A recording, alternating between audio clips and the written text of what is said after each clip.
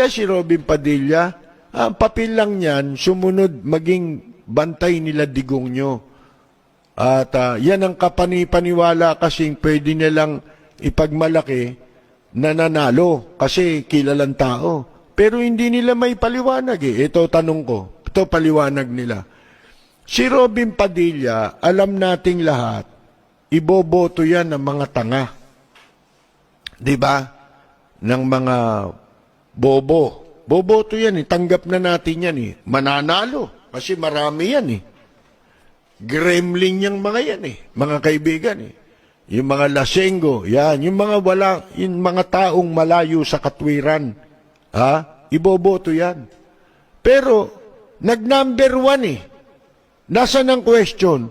Doon sa nag-number 1 siya. Mga kaibigan, paano mong ipaliliwanag yun? Ibig mong sabihin, pati matitinong tao, ibinoto yan? Bakit? Ano nakita nila riyan? Si Robin Padilla ba nakita ninyong umikot? Hindi naman gano, di ba? Ni walang masyadong advertisement eh. Nakaangkas lang sa ginagamit siya nung iba, di ba?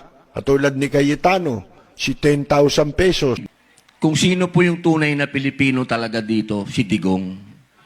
At pag-ayuda naman ang pinag-usapan, si Alan ang pinakasiga.